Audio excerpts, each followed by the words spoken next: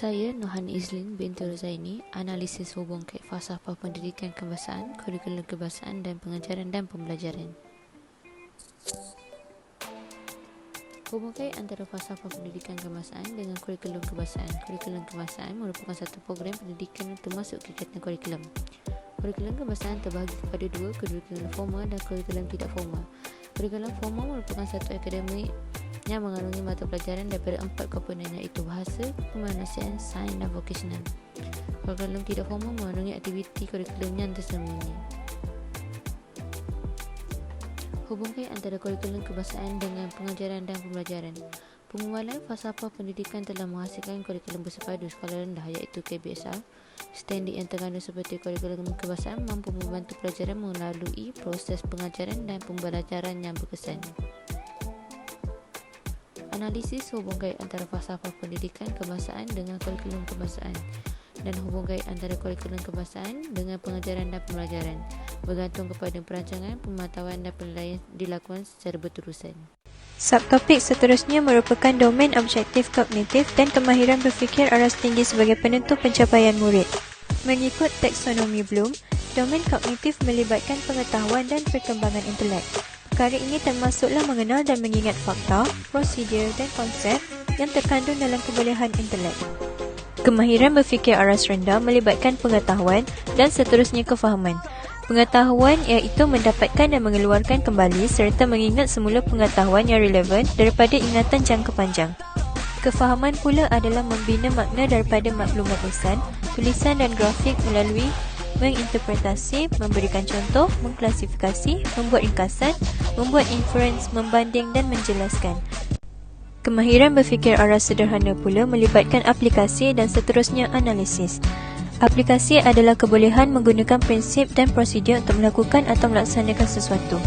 Analisis pula adalah memecahkan bahan kepada bahagian kecil, menentukan bagaimana bahagian-bahagian kecil berkait antara satu sama lain dan terhadap struktur atau kegunaan umum. Kemahiran berfikir aras tinggi melibatkan penilaian dan seterusnya reka cipta. Penilaian bermaksud membuat penghakiman berdasarkan kriteria dan piawaian melalui semakan dan kritikan. Reka cipta pula bermaksud menyatukan elemen-elemen untuk membentuk satu gagasan umum yang koheren atau berfungsi, menyusun atur elemen ke bentuk atau struktur baru melalui penjanaan, perancangan dan penghasilan. Kepentingan merancang pengajaran sebagai penentu keberhasilan guru dan kemenjadian murid. Secara amnya, guru-guru perlu menyediakan rancangan pengajaran harian RPH sebelum sesi pengajaran dan pembelajaran. Persoalannya, apakah kepentingannya? Antara kepentingannya ialah guru dapat menentukan dan memastikan objektif pengajaran dan pembelajaran tercapai. Hal ini kerana RPH berfungsi sebagai garis panduan semasa pengajaran. Oleh itu, guru dapat mengawal input semasa dalam kelas dan mengelak terkeluar daripada topik perbincangan. Selain itu, RPH juga dapat meningkatkan keyakinan diri guru sebelum masuk mengajar. Hal ini kerana para guru akan membuat persediaan dengan baik dan persediaan merupakan kunci kejayaan. Sebagai contohnya, guru-guru akan membuat persediaan bahan keperluan PDP dengan baik seperti modul, bahan bantu mengajar dan sebagainya. Akhir sekali, guru dapat menentukan strategi dan aktiviti yang terbaik bagi menyampaikan isi pelajaran. Hal ini dapat meningkatkan kebolehan dan pengetahuan murid dalam topik yang disampaikan. Sebagai contohnya, guru boleh menyediakan modul untuk para pelajar beraktiviti di dalam komputer. Aktiviti seperti ini dapat menarik minat para pelajar untuk berkreativiti di samping memahami pelajaran dengan baik.